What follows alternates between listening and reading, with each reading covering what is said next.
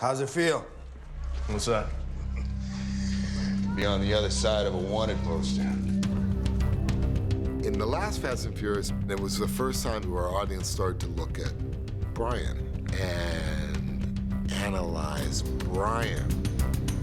Hey man, really, are you a good guy or a bad guy? And in this film, he very much has to learn how to be a criminal and learn how to run on this opposite side of the law. And that dynamic is exciting because you've never seen Dom and Brian on the same side. You don't have a place to hide. Who's hiding? The best cops make phenomenal criminals, so I think Brian's finally where he should have always been. Kind of like old times, maybe? Yeah, like old times. Okay, let's see what we can do here. With Brian and Dom, there's a certain energy about it. There's definitely like a chemistry. What is great about Paul and Vin is that you really get a sense of respect and yet at the same time competitiveness with each other. Not this time, Dom! It's the East meets West Coast, and I grew up living the stereotypical Southern California life. He grew up being a little bit of a hood in New York City, so two different worlds just, boom, coming together. We're intense in different ways, so I can be really, really, really intense, and Paul is usually there to lighten us up. I feel like Paul, he's just much more instinctual. He'll just get in the moment, get you what you need, and then you call cut, and he's like, back to being Paul. So we're gonna do a little. I think it's that pull and push between the two that always makes us, as viewers, interested to see what's gonna happen next. If you're gonna survive, stop thinking like a cop. You're in my world now. I know the action in the fifth one is bigger than the last two combined. Yeah! It's the best way to express who these characters are by putting them in action. I love doing all the action. That was a great recovery. You're like Spider-Man. I usually do all the fight stuff. In this one, I'm hopping over walls, I'm doing dive rolls. The chase scene, the whole sequence, nothing is structurally sound. It's on a 30-degree incline. It's every problem that you can imagine. Hang in there, Mike, somebody's coming up. To keep someone safe, you're against it. Superman couldn't have done it better. We were just gonna have stunt people do it.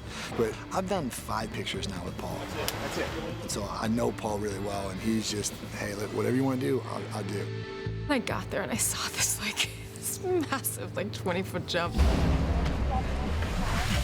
And I was like, how am I gonna do that? Got it. You all right?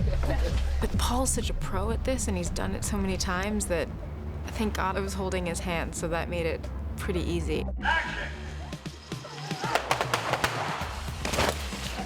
Cut! Awesome! I come from a world where, you know, I'm a weekend racer. These fields like real torquey. I mean, you have a lot of low end. I grew up, you know, fighting, doing martial arts and boxing and all that. Yeah, get up, Virginia! So I want things to be accurate and things to be on point. So neutral, bah, and then drive and go. And with Paul, to have an actor that has that precious relationship with the character, that's what you want to do. Okay. All right, let's clear the roof. Here we go. And he's really generous as an actor because we have so many scenes where we're close, and when we're, you know, playing a couple, it's very, very intimate. And I was like, can you imagine if we hated each other, like how awkward this would be? But because it's been so long and because we do genuinely like each other, there's just an ease about it. She's smart, she's funny, and that makes it easy for me. I mean, she's been my girlfriend basically for 10 years.